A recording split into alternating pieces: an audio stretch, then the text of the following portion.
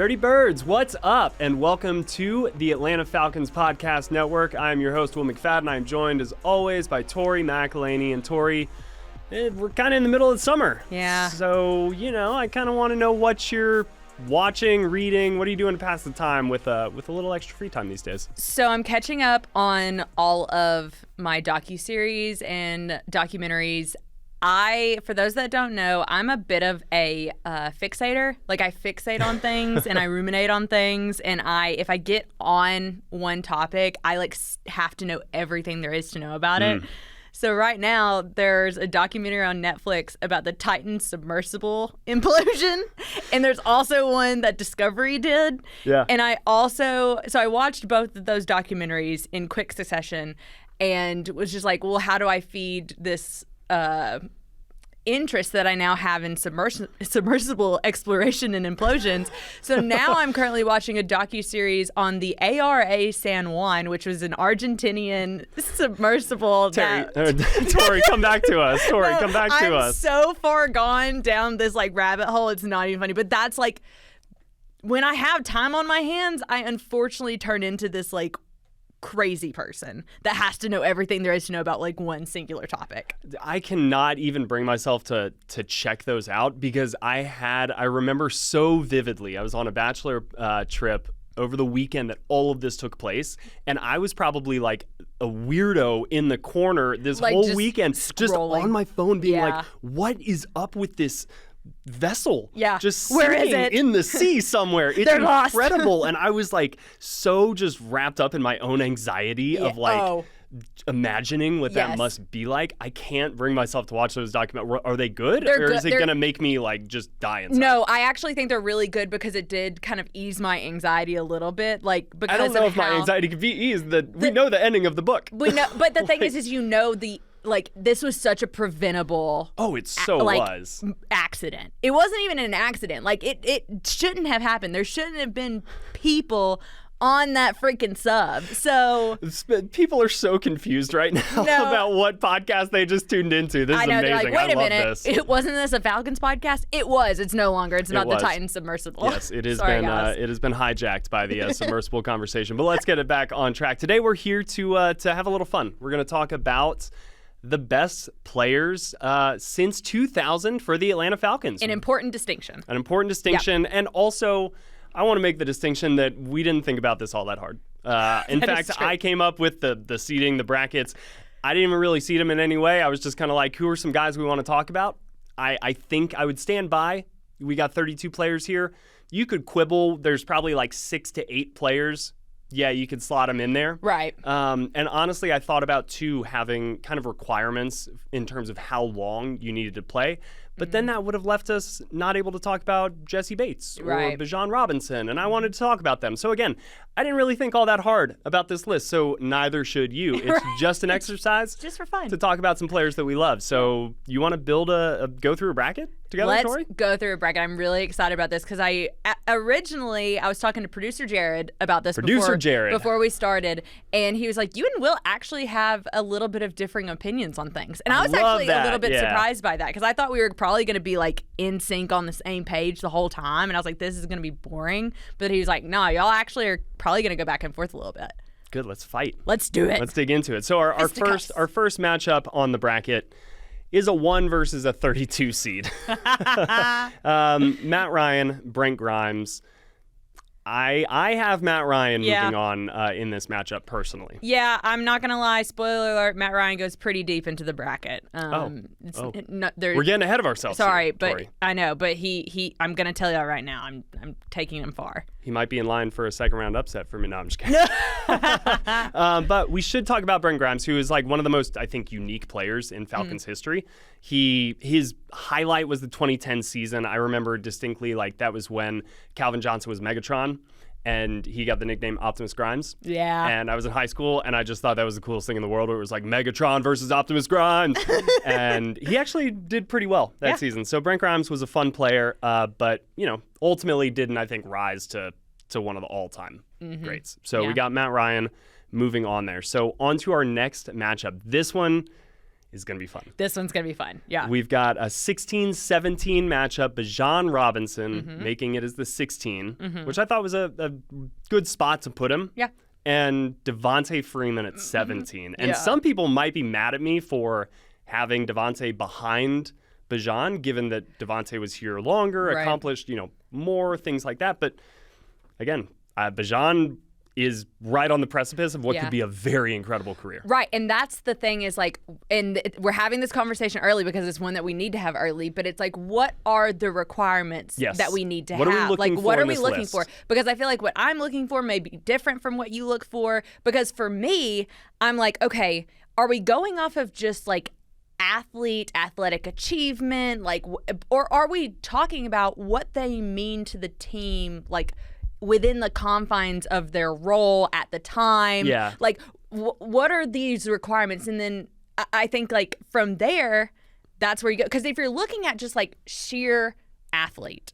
Right. If it's who's the most talented player, that's a different discussion than the greatest player. Right. Exactly. And so this is a bit subjective in that. But so the way I'm looking at it is almost if you're going to write the history of the Atlanta Falcons, which player gets the bigger section? And that's where I think this conversation is so interesting with these two players in particular, because it's again, I expect Bijan, when all is said and done, to have a couple of pages in the book. The problem, though, is right now, as we're sitting here recording, I can't put him ahead of Freeman. Yeah. I'm if you're looking at Devontae Freeman's overall career, which that's the thing, is Bijan doesn't have the luxury of us being able to talk about a career. We have this hypothetical career and we have a trajectory. But when you're looking at what Freeman did, especially in 2015 and 2016, back-to-back 1,000-yard seasons, 22 rushing touchdowns. This is a guy who in those 2 years alone, mattered greatly to the overall operation of that offense that went to a Super Bowl and won a division championship. So for me, because we're going off of actuality versus potential, I had to put Freeman a bit higher than Bijan. That's not to say that give Bijan another year and we're not talking about Bijan surpassing him. Yeah. But for right now, in this moment, I couldn't push Bijan forward, despite the fact that I think that Bijan's career, it may look a little bit better. A bit better, if I'm being honest. I expect it to, when all is said and done, if for no other reason than Devontae Freeman never had a season kind of like the one Bijan did last year. Exactly. Yeah. So that's what you're getting at in terms of kind of the ceiling. It's Bijan without question. But again, he's only done it for 2 years. Exactly. And when you look at what Devontae Freeman did, he had the 2,000-yard seasons as well. I wonder if the 2015 season had been a successful one from a team perspective, if they reached the playoffs, do we remember his legacy a little bit differently? And actually, I'm curious, what do you think Devontae Freeman's legacy at this point is amongst the Falcons fan base? That's a great question, because I think that there is an appreciation for what he was in his prime. But I think the prime felt a little bit short-lived. Yep. I feel like it was a very flash in the pan. And if you remember the Flash, you're what an amazing piece of that roster during that point in time. Especially right before the Flash, when they had Steven Jackson and they kind of had Jarius Norwood and Jaquiz Roger, and they didn't really have a central guy after the Warwick Dunn era. Yeah. And kind of the Michael Turner stuff. So also you think about kind of what it was after he left. Exactly. And as he kind of declined and as he grew older and what it was up until you got Tyler Algier and Bijan, here. And Bijan. There was a period before and after Devontae Freeman that was a bit of a lull in terms of, before Tyler Algier and Bijan Robinson got in here, we were talking about the Falcons not having a run game. Yeah. It went and signed Todd Gurley to a one-year contract, Ito Smith, Brian Hill, Quadri Allison, all those guys. Yeah, it just didn't work. And that's kind of the way they were right before Devontae Freeman joined the picture. So if you remember kind of what he meant at that period and then the Flash, you probably remember him pretty fondly in that mix with just a tick below Warwick Dunn, Michael Turner, kind of in that Jamal Anderson in that realm. Right. But you have Devontae Freeman moving on. I do as well, which is, again, I think that's going to maybe ruffle some feathers, but if we did this next year, the year after that, it could very be well be different. Yeah. Mm-hmm. Cool. So we're going to go on to our next one. This is a 9-24 matchup, our 9-seed Grady Jarrett. Mm-hmm. Our 24 matchup, Matt Bryant. And honestly, he was like the toughest player for me to slot. I kind of did him last, and I was like, all right, I'm plugging you in here, Matt, because personally, I think he's like a top 10 Falcon player in terms of what he means for the 2000s, just because of all the game-winning kicks and everything. But, some people like to hate on kickers. They do. Right. He's there at 24. So I have Grady moving forward. I do too. And I think I'm a bit biased because of the story of Grady Jarrett. Obviously. And how much time and effort I've said this before, how much time and effort I've put into telling his story and the 10 years of what he was the heart and soul of this defense for 10 years, a full decade. And, with Matt Bryant, like, you appreciate who he is. He's Money Matt. He's Money Matt. But great. if you're asking a casual fan on the street, it's like, Grady Jarrett. Oh, yeah, Grady Jarrett. He's that kid from Conyers. If Matt Bryant asked a fan on the street about Matt Bryant, they wouldn't even know that Matt Bryant was talking to him. So it's like, and for that reason, we have to Matt go Bryant with Grady. is like the most unassuming. I love Matt Bryant so much, but yes, I think Grady Jarrett moves on. Matt, thank you for all you did for this franchise. Of course, just some of the most clutch kicks, my dude. Yeah. It was amazing. But Grady Jarrett's moving on, and so are we. The 25-8 seed matchup, we have D'Angelo Hall as our 25 seed and John Abraham as our 8 seed. I think this one is pretty easy for me as well. Yes, Abe, no doubt, the franchise Sailing leader in sacks. Like, this is... Whether he was bull rushing or spin moving or right around the edge, he just sailed on through to the next round. Shout out Abe. I know he listens to the pod. If he doesn't, I'm going to send this to him, so he does listen to the pod. Heck yeah. Any words about D'Angelo Hall? No? Okay. Not really. He was a former first-round pick, but the talent and the production wasn't here in Atlanta as much. Exactly. His overall career, fine. He went up to Washington, did some things, but, Well, especially when you're going against Abe, it's like... Exactly, yeah. So next one in our bracket, we have the 5-seed Roddy White up against the 28-seed Todd Weiner, who was the right tackle kind of during the early years, Michael Vick years, and given that Michael Vick was a lefty, right tackle actually being the blind side. Yep. So an important distinction there. And he was a great player. I don't think he matched up to Roddy White, though. Nope, I don't think so either. This was another one where I was like, tough draw. Going up against Roddy. Like, sorry, gotta move Roddy forward pretty quickly. There are a few more offensive linemen kind of from the Vick era, though. Yes. And the run game that they had those years was something that I do think is getting a little bit lost time. We know Michael Vick, but like work done, TJ Duckett, the best rushing team in the league for 3 straight years. So kudos to the offensive linemen. Yeah. They're not going to make the, spoiler alert, the longest run here, but want to kind of give them their flowers. I have a couple that I'm willing to fight for. So. Ooh, okay, I love it. Foreshadowing there. All right, our next one in the bracket, we have, this could be, I'm curious This one was tough. I'm not going to lie. Okay. I had a tough time with this one. I love it. Our 12-seed Patrick Kearney going up against the 21-seed Desmond Trufant. So we got a cornerback, edge rusher matchup in round 1. It was really difficult because I was going back and forth as to who I really wanted to move forward. And to this point, we hadn't really had an upset, in my opinion. Like, there was no one who I was a bit like, so I actually have Desmond Trufant moving forward. And I have him moving forward because I felt like we had a lot. We had we didn't have any corners in the conversation yet, and I are filling quotas out here. And I really do feel like if you're gonna have one corner that makes it out of the first round, it had to be arguably the best one to come out of Atlanta. This is shameful. I'm sorry. This is shameful. I'm sorry. You are doing Patrick Kearney. I know. So dirty right now. But the thing is I was like, I'm trying to think about this in March Madness terms. Like, you have to have a Cinderella story. Desmond Trufant is my Cinderella story. Or can the best team win? No, I'm not. I can't allow. So I had Desmond Trufant. But if I will concede that to you, knowing that my argument is making Desmond Truffaut a Cinderella story. Okay, Desmond Truffaut. So now he's like fully French now. I love this. Truffaut.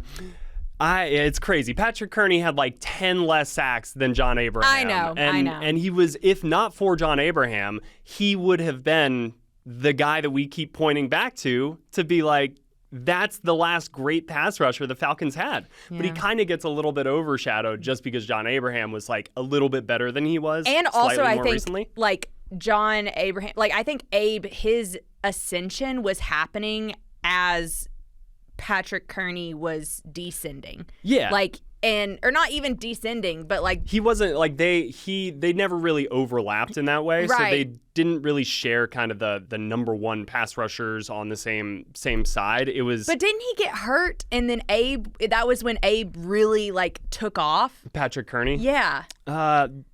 In 2006, he only played 9 games. Right. Didn't he get hurt? Yeah. That he got hurt that year, and in 2006 was when they made. So that's when they traded for John Abraham. Right. So Patrick Kearney's injury is kind of what led John Abraham to come to Atlanta. Right. Sure. So that's why I think like that's why Abe's whole thing like is kind of overshadowing, his whole career overshadows what came before, is because it was like literally just that we never even got a chance to appreciate what was gone because it was never gone. It was never gone. Yeah. That's a great way to put it. Yeah. Yep. So that makes a lot of sense, but I have Patrick Kearney personally. Go ahead. Going in That's there. Fine. That's fine. I'll take that. I'll concede that. All respect to True, who, I've you're like, I don't have anything against him. I have nothing against True. He's a great guy. Yeah. But I have a lot of affinity for Patrick Kearney. It's totally fine. Cool. Totally fine, Will. I'll let it slide. Thank you. You're so gracious today. Our next matchup, we have another cornerback, AJ Terrell, as our 13 seed, going up against Algie Crumpler. My favorite player as a kid in our 20 seed. Yeah. Yeah. So I actually also had Algie Crumpler like moving forward over AJ Terrell. 3-time Pro Bowler. I think arguably the most notable tight end in the pre-Tony Gonzalez years of Atlanta. You know, even like when you think of tight ends in Atlanta, obviously Tony Gonzalez, who we'll get to eventually. But Algie Crumpler, like I genuinely thought that what he did in a system that didn't really highlight him. Like you're talking about the Michael Vick era. Yep. You're talking about the run game that you were speaking on earlier. You're not really talking about what he did. And then you go back and you look at the numbers and the consistency and the 3-time Pro Bowler. Like, and you're like, wait a minute, this guy was dang good. The best way to think about it, honestly, and it's not the same comparison, but again, think of it in these terms, is Mahomes and Kelsey.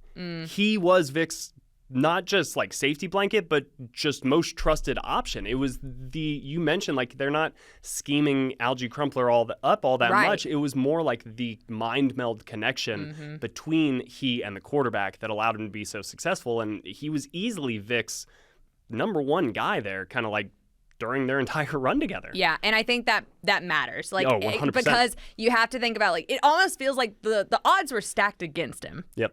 Because of you have Michael Vick in the pocket. Why do you need a tight end like who's going out and catching anything? Like why do you need that? Yeah. You got Mike. Have Mike run. Right. So I think for that reason he had to overcome.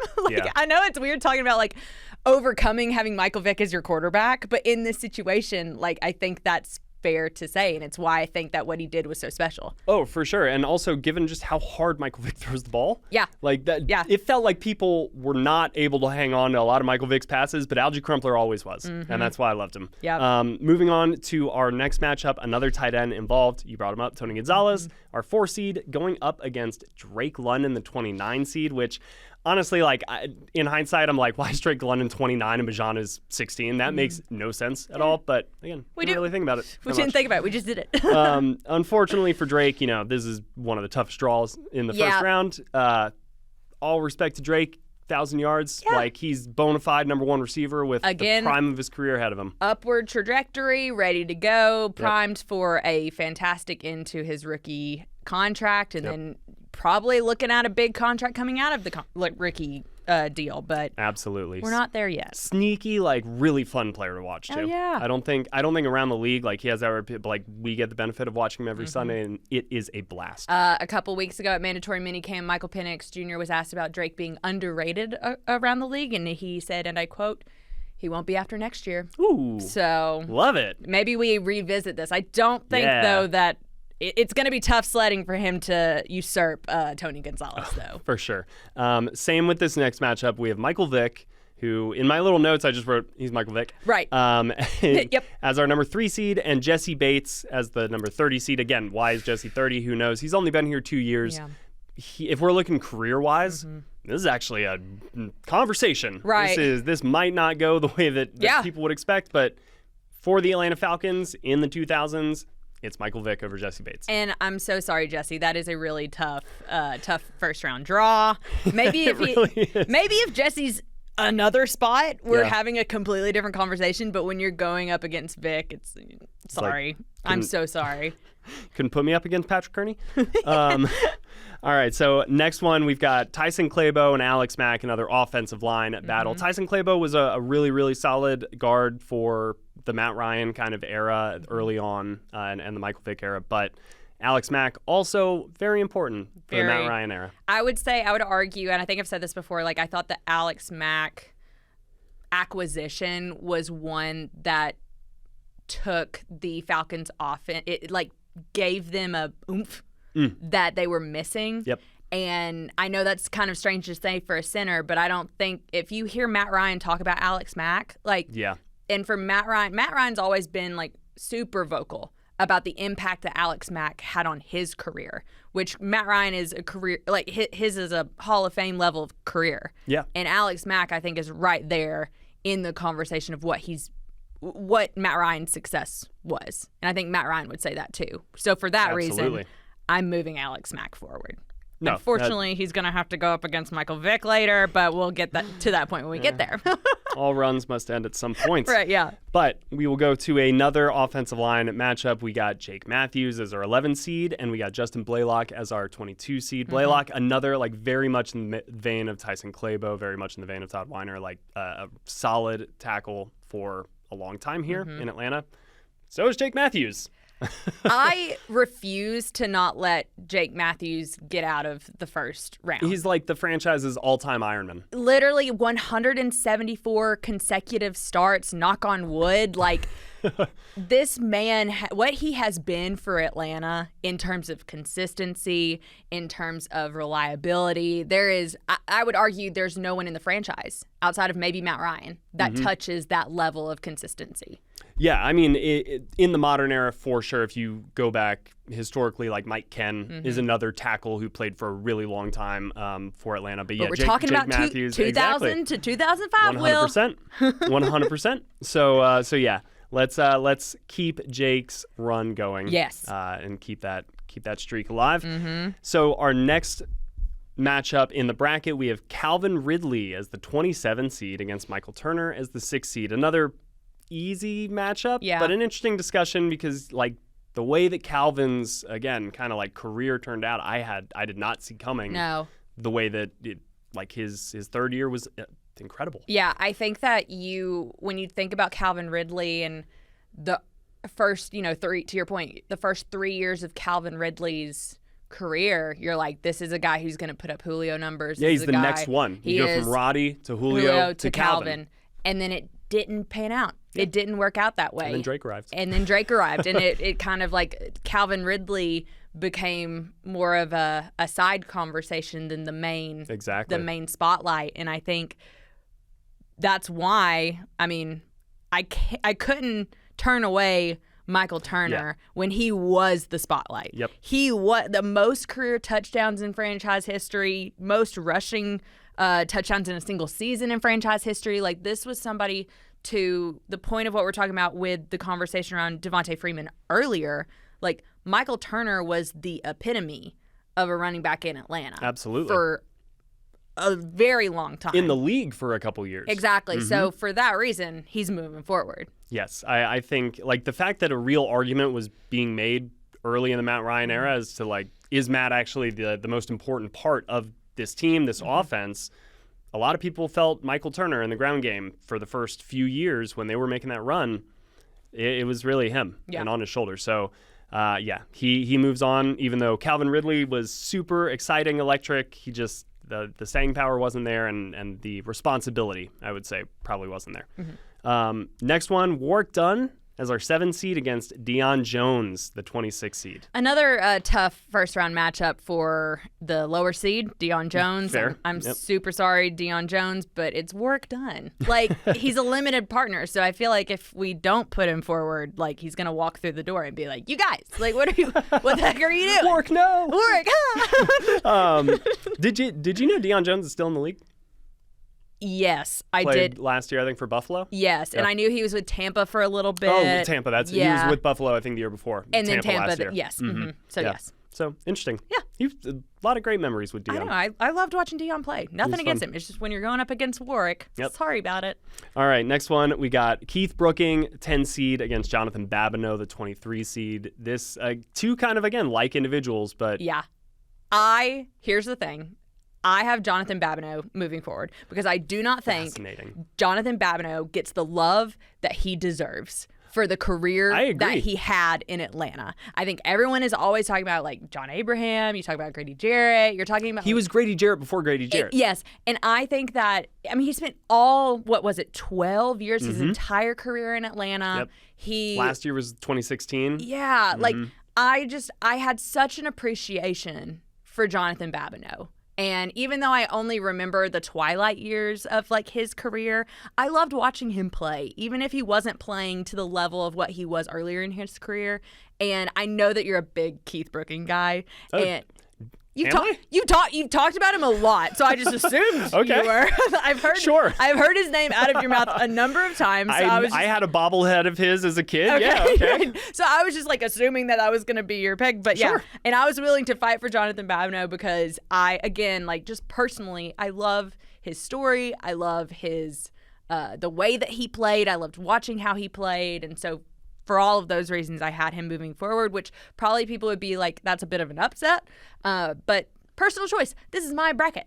I'll give that to you, honestly. Really? Yeah. I think I do want it to be known. I want it on the record that Tori is the driving engine behind Keith Brooking, not making it out of the first round. But Jonathan Babineau is, if there's anybody who's like as deserving as him for an upset in the first round, I'd like to see it. Yeah. I just think that I feel like we need to do right by Babs. Let's do right. Let's do right by Babs, and let's have him go into the second round. All right, this is another really fascinating one. This one's so tough. We'll have to kind of speed through the second round a little bit, but we wanted to get some of the conversations about these guys who weren't moving on out of the way.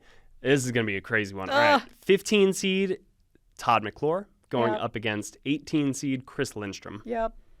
This one hurt my soul because Chris Lindstrom is, I would argue, the best guard. I take it back. The best offensive lineman to come through Atlanta. And ever. Wow. I believe, even though he is only 5 years into his career, I think that we are going to be talking about Chris Lindstrom for a very, very, very long time. I don't think any offensive lineman has racked up the awards and the consistent respect that Chris Lindstrom gains from other players around the league and other coaches around the league. However, you put him against Todd McClure, like Mud Duck, the guy who is in the Ring of Honor. Like, this matchup physically hurt me, and I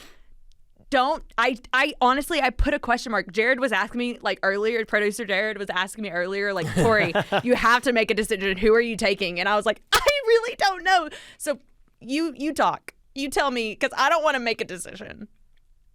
I have Todd McClure. Okay, I also had Todd McClure, but I didn't want Chris Lindstrom to not. I didn't want, like. I don't think Chris is busting through that door to yell at you right now. I think. Again, the way that we're looking at a player like Bijan or a player like Drake, this is to some degree a little bit of a lifetime achievement award, right? Simply by the nature of the exercise. It's kind of who meant the most to the Atlanta Falcons during the 2000s. Yeah. Todd McClure meant just as much as Chris Lindstrom for longer, and I think that for that reason we got to give it to Todd McClure. And again, when Bijan's career is done, when Chris Lindstrom's career is done, maybe we're having a completely different conversation. They're going to be climbing. Right. But, But for right now, it's fine, and we will put a pin in it, and we will come back to it. Breathe in for 4 seconds. We're fine. Pause for 4 seconds. This Breathe is out for fine. 4 seconds. We're fine. Reset. Yep. All right, now go to the next one because I can't do this anymore. I can't talk about Chris Lynch. I'm not making it. All right, this one will be easy. Let's do Julio as our 2 seed against Andy Levitri as our 31 seed. And Andy, that may be low for Andy. Again, quality player, just a time thing. It's Julio. It's Julio. By a I'm mile. so sorry. Again, another Michael Vick, Jesse Bates situation. Tough first round draw. I think Andy Levitri was actually the first gender reveal that I saw out on the practice fields in Flowery Branch. I'm sure you've seen a couple in your day as well. Oh, yeah. You know, seen a few. It's always sweet, really nice for the family to exciting time. I think his was the first. Huh, interesting. So, little fun fact about Andy Levitri. There you go. You guys will always remember where you were when you heard that. Let's move on to the second round. Round 2.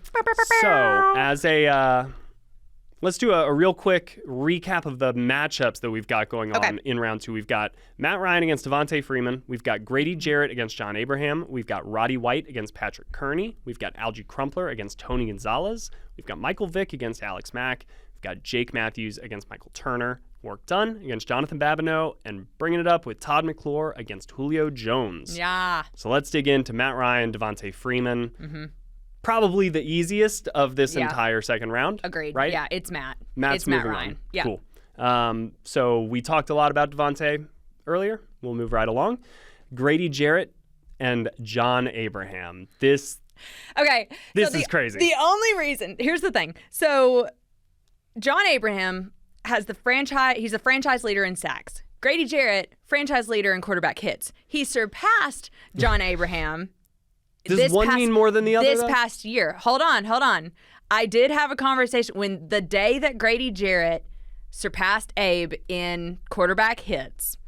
I ran down, and Abe was at the game, and because he works with Maria Martin and they do some stuff for 11 Alive together, and I was like, Grady just passed you, and he goes, well, I think I did it in one less year, so there's that. So for that reason, for that reason alone, maybe that reason alone, and someone will have to fact check me on that if he was even right about that. I love the energy you're bringing to this. I do think that the franchise leader in sacks has to move forward.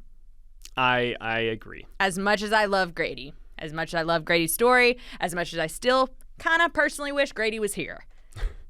And so, but we have to give it to Abe. The biggest X factor in maybe Grady's defense is what he meant to the community. Yeah. A lot of the kind of extracurricular and tangible things that he brought Grady to the gives. organization. Yeah. You know, John Abraham, amazing player on the field and also still involved, as you just mentioned, with Maria and kind of involved in the media side of things. So he also involved in the extracurriculars, but to me, it is just kind of by nature of the importance of the position. Yeah. I know it's a little bit of a cop-out, but doing it at edge rusher and us consistently talking about the fact that the Falcons have not had somebody like John Abraham since John Abraham, to me just means a little bit more than, again, mad respect for what Grady Jarrett has done. Yeah. But, hey, we're deciding between two of the best here. Somebody's got to be disappointed. Yep. John Abraham, we'll see you on in the next round. So we got a 5 versus 12, Roddy White versus Patrick Kearney. Knowing that you didn't even want Pat in here to begin with, you were ready to kick him to the curb. I assume I know who you got. Yeah, I got Roddy. Okay. I have Roddy too. Okay, great. I think that, again, Patrick Kearney is fascinating to me just because of the way that nobody really talks about him anymore. He's kind of a forgotten man. Case in point. But he, he I was at least ready got for a little Desmond bit of love here. That's why I was defending. I was like, no. The way that you feel about Jonathan Babineau is how the you way feel that about I feel about Patrick Kearney. Okay. So I was like, fair. we're not getting him. Fair. Yeah. So anyway, next one. This is quick too. Algie Crumpler, Tony Gonzalez. Unfortunately for Algie Crumpler, Tony Gonzalez was the epitome of the position at that time. Yep. When you think about national perspective of the tight end position, all time, you can't overlook Tony Gonzalez, and for that reason, it has to be him. His Pro Football Reference page in the awards section to the far right is all just AP, Pro Bowl, AP, Pro Bowl, AP. It's insane every single year except for 3. And it's not like he dropped off in Atlanta. Right. So it's not like he was at the tail end of his career and he came here and he was still putting up 800 yards a season. When Matt Ryan retired, and we did all the Matt Ryan retirement stuff here in Atlanta, I got on the phone with Tony and we were talking about his days with Matt Ryan. He said, he was like, I wish more than anything that I had more years with Matt Ryan. That's awesome. And he said, I wish more than anything. My biggest regret is that I did not have the prime of my career. It's crazy that with he has Matt regrets. Ryan. Yeah. It's like my guy, you are basically like Jerry Rice at the tight end position. And you're like, man, if I had been with Matt, though. And he kind of said, he was like, that's not to diminish anybody else that I played with. He was like, it was just the connection I had with Matt was something so special. And I think the connection Matt had with a lot of players is pretty special. Yeah. Matt Ryan helped make players better. And I'm sorry that we're talking about Matt Ryan while we're talking about Tony Gonzalez, but I had to bring up that kind of anecdote because I think it shows kind of even more the potential that there could have been. Well, that was an early clip that they used to show, really showed like Matt Ryan as either a rookie or in his second year going up to the bench to Tony and like kind of yelling at him, getting in his face. And it was like, oh, okay. Yep. Okay. And Tony was like, mad respect. He was like, I love this man. Yeah, he talked about that moment too. He was like, here's this kid from Boston College. Like, but he was like, he earned my respect. Showing his moxie. Yeah. All right, next one, we got Michael Vick against Alex Mack. Another tough draw. I'm so sorry, Alex Mack, but it's Michael Vick. So. As Zazie Beetz in the TV show Atlanta famously said, it's Michael Vick. It's Michael Vick. So Shrugs. Moving right along, Michael Vick. Next one, we got Jake Matthews against Michael Turner. This is actually tougher than I kind of expected it to be. I did too. I kind of went back and forth about it a couple of times. I think just name recognition, though, as a Falcon, won out for me, which is why Michael Turner is the one that I moved forward. Because I think that maybe I think it's by nature of the position, which is unfortunate. But I also am a bit like what Michael Turner did for that offense. Not saying that Jake Matthews isn't currently doing that for Atlanta right now, but I just think in terms of like the history books, to your point, I think the blurb on Michael Turner is going to be pretty lengthy. Yeah, 100%. And for me, it was a little bit of, we never have really talked about Jake Matthews as kind of like that top 3 tackle in the NFL. Yeah. He's always consistently, to me, a top 10 guy. But for a couple years there, Michael Turner was like the number best running 3, back. if not 2, if not 1. Right, yeah. So the peak, given that Michael Turner did have the sustained success and was important to the team and all of the things. Yeah. Was in the national conversation a bit more. Yeah. And fantasy football, like it was kind of right when the fantasy boom was happening and he was like the best fantasy running back for a couple years. And I think too, it's like the thing with Jake Matthews is like we're talking about Chris Lindstrom and how many accolades and how high up he is on all of these offensive line rankings. So it's not like people aren't looking at the Falcons offensive line and being like, oh, Jake Matthews is like, it's just Chris Lindstrom in the national conversation. So I think to that point. Yeah. All right. Michael Turner, moving on. We got Warwick Dunn against Jonathan Babineau. It's Warwick Dunn. It's Warwick Dunn. Okay. Yeah. Jonathan, you made a great run. Hey, I got you as far as I could, my guy. Babs, I pushed it as far as I could. Cool. Well, Warwick Dunn, you're on a run. Todd McClure, Julio Jones. Julio Jones. Yeah, it's cool. Julio. We are on to the Elite Eight. We got a Matt Ryan, John Abraham matchup kicking us off. Matt Ryan. Do you think they ever let John Abraham, tackle Matt Ryan in practice? Just once? No. Just once? No. Just to... No. Okay. No. It's one of those things like Matt would never let anyone else throw to Julio. I'm sure he would never let... Abe near Don't him. touch me. Don't touch him. No touchy. Yeah, no touchy. All right, yeah. John Abraham was incredible. Again, like so much fun to watch. I wish he's a player that I wish I had been able to see kind of now. Yeah. Where I would have had more appreciation. But at that point in my life, I don't think I understood the nuances of the game enough. Yeah. And so it was just like, sacks are great, yay. Yeah. But now I want to go back and I want to watch and enjoy because he was just such a master at a lot of different things. Agreed. But his run ends here. We now have maybe the juiciest matchup of the whole thing. We got Roddy White and Tony Gonzalez, a 5-4 matchup. This goes back to my conversation about Tony. I wish Tony was in Atlanta longer. I wish Tony was in Atlanta when he was at the peak of his career powers, and his powers and his youth even. But I still have him going forward. You have beyond, Tony. I have Tony going beyond Roddy. You have Tony going beyond Roddy? Wow. Okay, I have Roddy. And this might be one where we need producer Jared to ultimately weigh in. on this because I don't know if I'm willing to back down from Roddy. Again, I totally get it. I'm willing to concede Roddy, but I want to make it known that, like, I thought Tony Gonzalez, like, as I was growing up, like, was the epitome of, like, pass catcher, and I loved watching him play.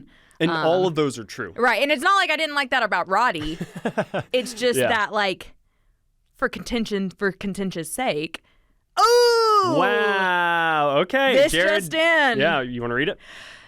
Producer Jared, I'm going to go for Tony Gonzalez. Growing up, I knew who Tony Gonzalez was, but didn't really know who Roddy White was. So from a national perspective, if, like, we're looking at it, that's kind of his.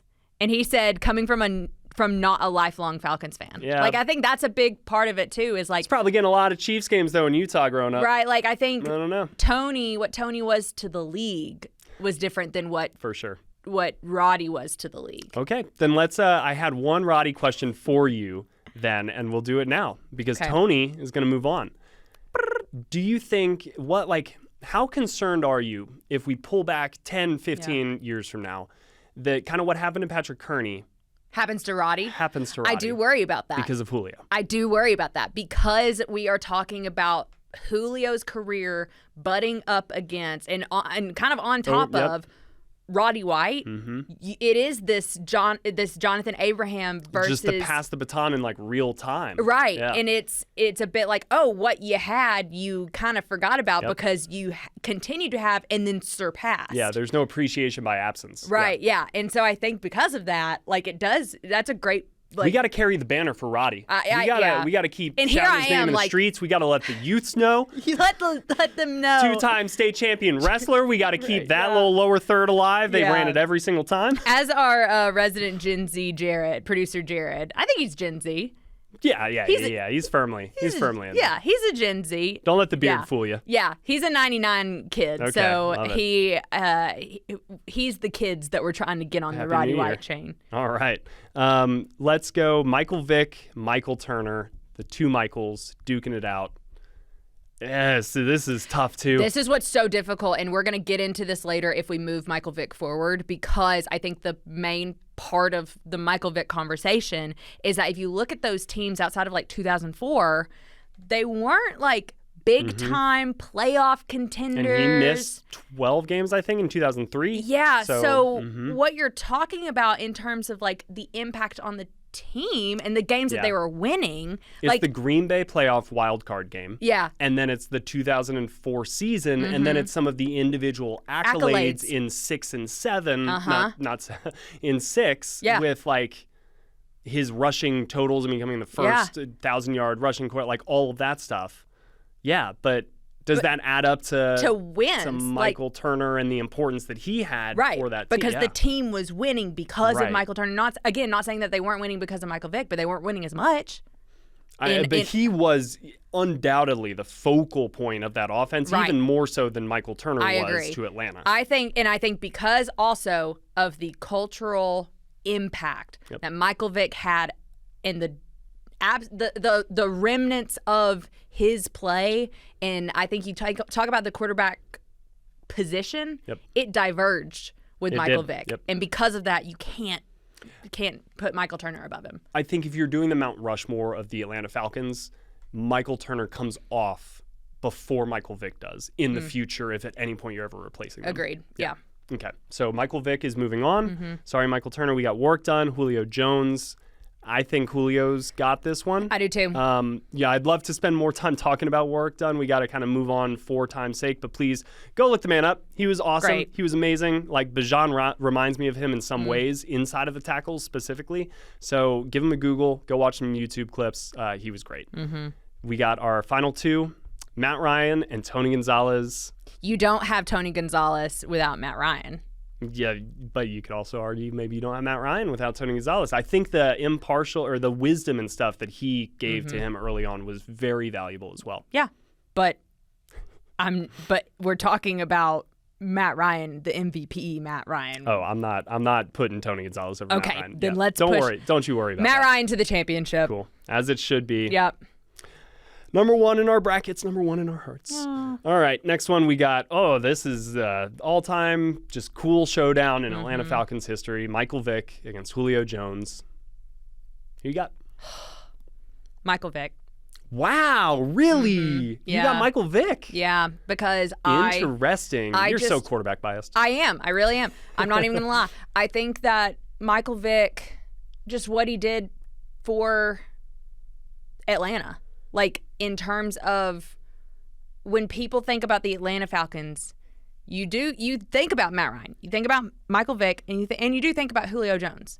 And I think that it was really hard to put Michael Vick above Julio, but it was because of the continual impact of Michael Vick on the game. Wow. Okay. So his lasting impact, his lasting legacy. We've seen players like Julio before. We have really only seen players like Michael Vick since maybe one other time in Lamar, but yeah, that's true. But we are seeing more types of those players because of Michael Vick. Yeah. And that it makes sense again. Julio might be, I'm a big Claude Humphrey fan, but he might be the most talented player to ever play in a Falcons uniform. Yes. Yes. I agree. That means something to me. But you want to go with Michael Vick? I do. Okay. In terms of who when we're thinking Atlanta Falcons of the 2000s, we go Michael Vick over Julio Jones. Yeah. Okay. You can't talk about the Falcons franchise without talking about Michael Vick. Hey, you can't make a bracket without breaking some eggs. Hey, of course. Let's break some eggs. Let's put Michael Vick on into the finals against Matt Ryan. It is quarterback on quarterback showdown here. I think it was Matt Ryan's to lose. I do too. I don't think he lost it. I don't either. I don't think there's anyone you can put against Matt Ryan that I'm not picking Matt Ryan. In team history. In team history. And I think it's almost poetic that we got to Matt Ryan versus Michael Vick because of everything that happened at the end of Michael Vick's years in Atlanta and the absolute weight on Matt Ryan's shoulders to carry on the franchise and be the next franchise quarterback after Michael Vick is one of the biggest weights of any quarterback in any team history. Yep. I'm talking any team across the league. And the fact that he was able to have the career that he did, to have the success that he did, to have a Hall of Fame level output in statistics and in every franchise leader category you can think of, it's Matt Ryan. And what he meant to this franchise over the years that he played for it is immeasurable. 100%. Couldn't have said it any better. I think the situation he walked into only adds to that luster of what he ultimately did. And he did it at a time when we talk about Michael Vick kind of setting a blueprint. Nobody was starting as a rookie at that time. He and Joe Flacco in 2008 kind of were the first since Peyton to do it. And people were scared off because Peyton threw all those picks. Yeah. What does Matt Ryan do? He takes them to the playoffs in his first year. That was so incredible. So he beats Brent Grimes, Devontae Freeman, John Abraham, Tony Gonzalez, and Michael Vick to claim our champion of the best, most important, however you want to describe it, just Falcons of the 2000s that we wanted to talk about bracket. The inaugural one. Yeah. And I hope everybody was following along. We'll do different years. We'll do different all that stuff. Yeah. Because I'm sure that people are like, they don't know what they're talking about. How could you leave this person off? Or how could you move this person forward? Again, this is just subjective. This is just our own thoughts and feelings about this organization since 2000 and who we remember, I guess, even for us, growing up. Yeah, I would encourage everybody. I just used a website called brackethq.com. Hey, go make your own bracket. Share it with us if you want. Let us know. Share it on social media. DM us. Would love to see how everybody else sees this all playing out because it was a really fun exercise. And it's just honestly fun to talk about some players that we don't get a chance to chat about often. Yeah. So thank you guys so much for watching, listening. Please continue to follow along throughout the summer and lead up to training camp. We've got a few more great pieces of content on our way for you. But in the meantime, training camp previews, rolling all the positions, things like that. And we will have you covered when the training camp begins. So for Tori McElhaney, I'm Will McFadden, and we will see you guys next time.